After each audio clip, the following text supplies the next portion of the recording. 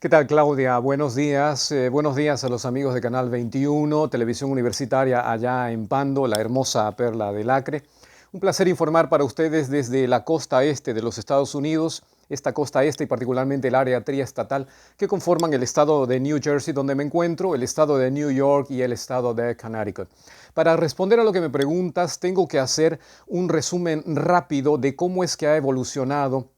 esta seria pandemia del COVID-19 a partir de aquel 21 de febrero donde se registra el primer caso en el estado de New York, en el condado de New Rochelle, en donde lamentablemente una persona es la que lanza las alarmas, dispara las alarmas de las autoridades y que nada más en cuestión de 2 semanas ese único caso se convierte en 96, lo que hace que las autoridades decidan implementar una cuarentena rígida y total acá en los Estados Unidos. De ese momento hasta momentos como por ejemplo mediados del mes de mayo, donde el estado de New York se convirtió en el centro de la pandemia mundial, y hasta finales del mes de julio, donde New Jersey se convierte en el centro de la pandemia mundial y se registran 4.300.000 personas infectadas en este país.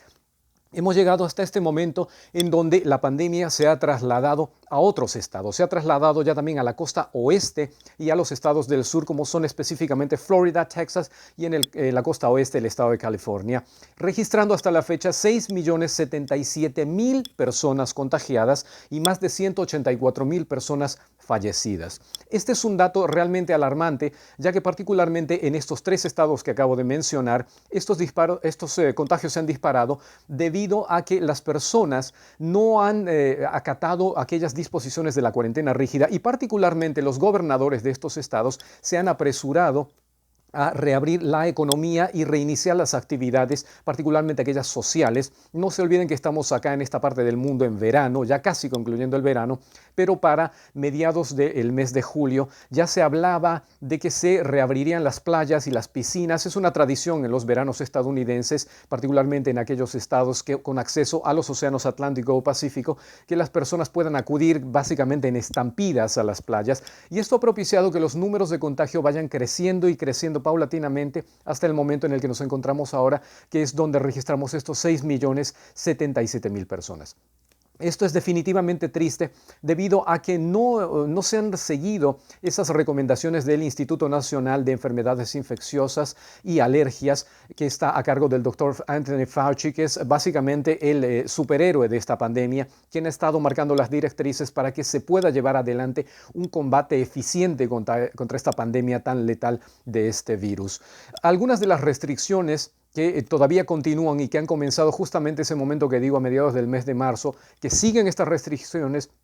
pero se han ido básicamente modificando de acuerdo a las etapas de reapertura económica y social que se han ido marcando acá en los Estados Unidos. En este momento nos encontramos hoy, miércoles 2 de septiembre, en la cuarta etapa de reapertura, particularmente en la costa oeste. Esas restricciones,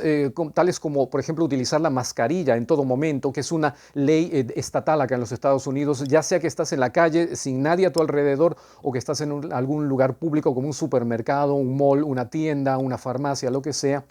hasta el hecho de que si acudes a una de estas tiendas, por ejemplo, cualquier lugar público, este local tenga que proporcionar gel antibacterial, considerando también que estos artículos que acabo de mencionar, mascarillas, guantes desechables, geles antibacteriales, desinfectantes, incluido el papel higiénico, porque por alguna razón se convirtió en un artículo más esencial de lo habitual, están regulados en cuanto a sus precios para evitar que algunas personas quisieran tomar provecho de esta situación y cobrar más de lo necesario. Otras restricciones que se mantienen pero que de a poco se están levantando, se están flexibilizando, es por ejemplo la asistencia de personas a iglesias, a gimnasios, para que estas personas únicamente asistan en números reducidos o que estos lugares únicamente reciban al 25% de su capacidad a las personas y no así al 100%, que es como se esperaba que a estas alturas del año y de la pandemia podrían estar ya recibiendo estos lugares. Lugares como por ejemplo teatros, cines, supermercados muy grandes, que acá en el estado de New Jersey no es nada extraño encontrar algunos de los malls más grandes que existen, y para mencionarles un dato pequeñísimo pero que es muy importante,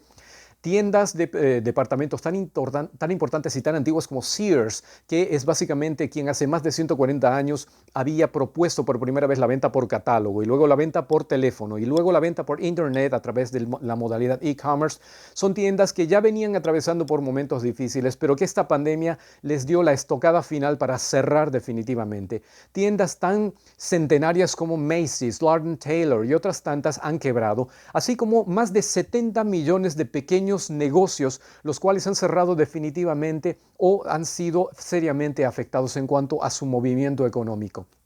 Hay un paquete de ayuda, un segundo cheque, una segunda ola de cheques para todas las personas, más de 40 millones que acá en los Estados Unidos han perdido el trabajo. Las restricciones, por ejemplo, en cuanto a la asistencia a las clases. Este próximo 15 de septiembre se reanudan las labores escolares acá en los Estados Unidos, luego de este break que es habitual de verano, pero existen dos modalidades, particularmente en esta área triestatal, pero que también repercuten en otros estados, que son la modalidad presencial y la modalidad virtual. En el caso de la modalidad virtual, acá no es ninguna novedad, estamos en el país de la Internet.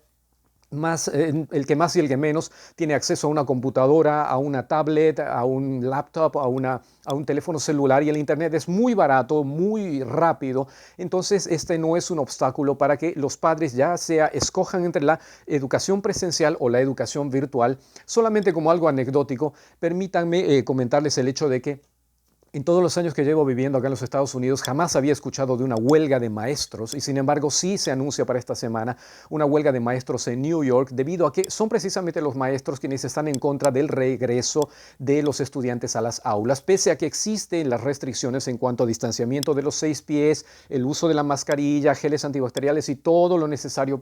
en cuanto a medidas de seguridad. Los maestros dicen que esto únicamente propiciaría que los contagios se vayan a disparar. Por tanto, se está optando por la educación virtual. Por obligación, cada niño debe recibir una de estas dos modalidades de educación. Entonces, aquí no hay ningún pretexto al respecto. Más restricciones, por ejemplo, las iglesias todavía no recibirán más que el 25% de su capacidad. Los teatros, que han sido seriamente afectados, tanto en estados como California como en New York. En New York existe el área de Broadway, donde existen miles de teatros y donde existen obras que han estado durante décadas en escena. Lamentablemente han experimentado un cierre absoluto y total, haciendo que quienes viven del teatro, por ejemplo, no puedan asistir y que tengan que acudir a las presentaciones virtuales, que ustedes saben que no es precisamente lo mismo. Se están cerrando gimnasios, se están cerrando supermercados, se están cerrando librerías públicas. Las restricciones siguen siendo las del distanciamiento social. En el caso de los restaurantes, ya se ha flexibilizado un tanto de haber simplemente obligado a los restaurantes a que se pueda ofrecer comida para delivery o para recogerla ahí mismo. Pues se les ha permitido ahora a los restaurantes que puedan permitir el ingreso de 25% de personas en cuanto a su capacidad, y que se instalen mesas en las veredas, obviamente con todas las medidas de seguridad, distanciamiento, y ahora poner unos cubículos entre mesa y mesa cada 6 pies de distancia. También se estará permitiendo que algunos cines, solo algunos cines, obviamente con las mismas medidas de seguridad, puedan operar, aunque ya se ha anunciado que las dos mayores cadenas de cines acá en los Estados Unidos, como son AMC y Regal, se van a declarar en bancarrota, precisamente a que este tipo de negocios viven de las personas, de la presencia física de las personas, y estos negocios han anunciado que van a cerrar operaciones indefinidamente o quizás definitivamente. Esos son algunos de los tipos de restricciones que se están tomando acá en esta parte de los Estados Unidos. En el caso de los estados de Texas, California y Florida, han tenido que dar un paso hacia atrás en cuanto a la reapertura de la economía y las actividades sociales, impidiendo que las personas asistan a las playas. Se han cerrado las playas, se han cerrado las piscinas, se está impulsando a la gente a que adquieran o a que se sometan a una prueba contra el COVID-19. Incluso las personas que no hubiesen presentado síntomas o que no hubiesen adquirido la enfermedad deben someterse a una prueba. Permítame un dato rápido para todos ustedes. Yo he leído en redes sociales que algunas personas están muy reacias en cuanto a la vacuna de Oxford. Y la aclaración que tengo que hacerles, aunque parezca lógica, es que esa vacuna de Oxford no proviene de los Estados Unidos, sino que proviene de Oxford, de la universidad de la ciudad de Oxford en Inglaterra. Y es esa vacuna la cual el gobierno federal del presidente Donald Trump ha anunciado que se adquirirá 100 millones de dosis para que 100 millones de estadounidenses recibamos, ya sea de forma gratuita o al mínimo costo, esa vacuna que va a ayudar a que este próximo otoño, que está nada más a unos días de comenzar acá en esta parte del mundo, pueda reactivar los contagios, pueda llegar una nueva ola de contagios y esas vacunas van a hacerle mucho bien por lo menos a 100 millones de personas. La ivermectina sigue siendo el medicamento autorizado, no así el dióxido de cloro, no así la hidroxicloroquina, que han sido totalmente descartados por la Oficina Federal de Drogas y Alimentos, la FDA, y obviamente siguen las restricciones en cuanto a grupos grandes de personas, se han levantado algunas restricciones en cuanto a vuelos internacionales provenientes de países en donde se registraban niveles altos de contagio como Italia, España, Francia o China.